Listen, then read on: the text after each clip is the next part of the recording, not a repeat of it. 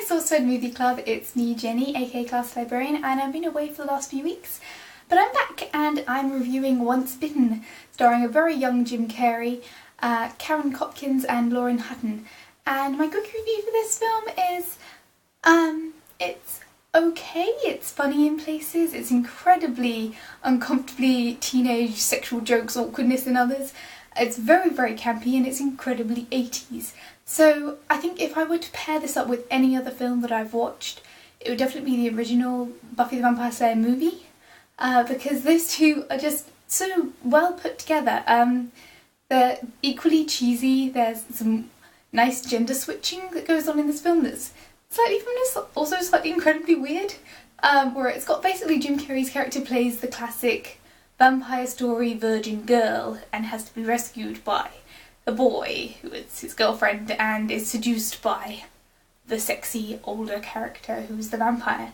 And so it's a really kind of fun sort of twist on the vampire story, but it's so overwrought with these incredibly cheesy moments, whether or not it's slapstick acting or slapstick points, just the general 80s styles, the fact that the vampire gets out of a cage in the gets out of a coffin in the morning and immediately goes to aerobicize while having a meeting, and it's all big hair and very 80s costumes. I think it's fun in places, but there was definitely a few places where there was awkward teenage sexual jokes, because this is about losing virginity. This is a losing virginity sort of film, which just made me feel kind of uncomfortable. And it's not to do with the subject matter, it's just how the subject matter is particularly portrayed. So there was a couple of points where I kind of got distracted and did other things like, you know, embroidery. And, you know, it's not a bad film, but you have to definitely be in a specific mood for it. I definitely recommend watching it with friends and some alcohol. And if you were to watch it with another film, watch it with the original Buffy the Vampire Slayer film, because it goes so well together.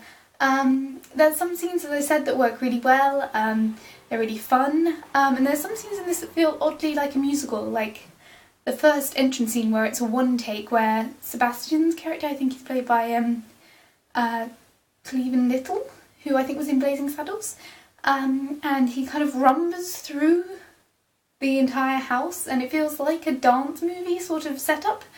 And there's a couple of other scenes where it feels almost like they should have been singing over it, because that would have made it a little bit less disjointed. Particularly the dance-off sequence felt very odd and bizarre, both because it felt a little bit under-rehearsed, or maybe it was just inadequate dance skills, but there was also a level of proficiency that was just slightly confusing. And definitely the background songs were very overpowering and very related to the scene, but without actually being sung by the characters, so it felt almost like a very disjointed musical in places. I can see this being a huge fan favourite, particularly with people who are fans of Jim Carrey's earlier work. You can see how from this point he progressed to be the star that he became. So fans of Jim Carrey who want to see what he was like when he was younger, how he got to where he got, this is a really brilliant film. It's got some nice twists on the vampire mythology, it's definitely funny in places. For me, I probably wouldn't watch it again unless I was in the mood to watch the original Buffy the Vampire Slayer film in conjunction with it, with alcohol and friends. I am not really doing proper vampire things, but I found some lipstick and my pale whiteness will just have to do the rest.